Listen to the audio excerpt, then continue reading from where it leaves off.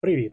Плавають холості оберти, або може турбіна не підхвачує так, як підхвачувала раніше. Або після натискання на педаль акселератора є затримка у кілька секунд. Тоді це відео саме для тебе. У першій частині цього відео я розповім про дросельну заслонку. На лагунах третього покоління використовують дросельну заслінку електромеханічного типу. У нас є електродвигун, який приводить в дію нашу заслінку після того, як отримає дані від ДМРП, який я чистив раніше.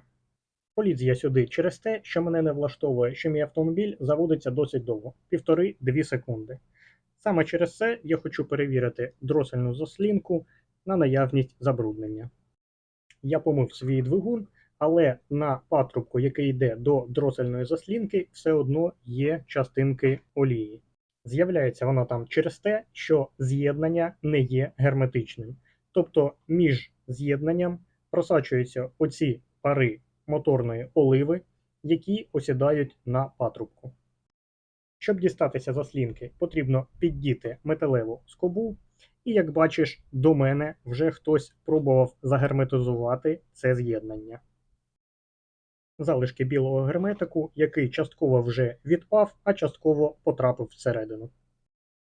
Я вирішив діяти в залежності від того, наскільки забруднена в мене дросельна заслінка. І, як бачиш, в мене вона досить чиста.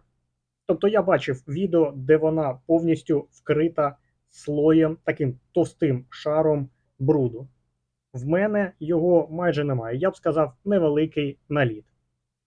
А річ у тому, що чистити дросельну заслінку потрібно тоді, коли вона повністю знята. Це по-правильному. Але в моєму випадку буде достатньо просто пропшикати її очисником карбюраторів. Сама дросельна заслінка на дизельних двигунах потрібна для того, щоб регулювати кількість повітря, яке надходить у двигун. Тобто, коли ти натискаєш на педаль акселератора, вона відкривається і більше повітря надходить у двигун. Система дуже проста і дуже надійна. Зламати її практично нереально. Якщо тобі кажуть, що треба поміняти дросельну заслінку, скоріш за все, тобі просто потрібно її почистити. Зламати її, я ще раз повторююсь, дуже складно.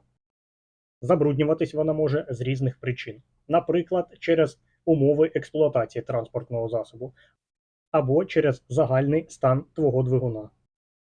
Так чи інакше, але якщо твоя дросельна заслінка брудна, потрібно перевірити інші системи двигуна, особливо впускний колектор. Про всяк випадок вирішив зазирнути під цю чорну кришечку. Тут знаходяться шестерні приводу нашої дросельної заслінки. Проблем в мене з ними не було, але мене цікаво поглянути, як вони там розташовані, плюс це буде цікаво для відео. Останній болт давався досить тяжко, для того, щоб його відкрутити, мені довелося зняти ДМРП, але я все ж таки змог дістатися до шестерень. Цікавого, там майже немає змазки, самі шестерні в ідеальному стані, ну якщо в тебе там нічого не зламалося, то не треба туди і лізти. Бо зламати там є що. Ось так воно виглядає зсередини. Коли його закриваєш, потрібно обов'язково потрапити на направляючі. Інакше він не буде працювати. Я використовував найдешевший очисник для карбюраторів. Працюють вони всі однаково. У складі є спирти, які дуже добре очищують поверхню від різних олив і дуже швидко випаровуються. Також цей очисник карбюраторів дуже добре видаляє залишки старої оливи. Змиваються вони майже на очах.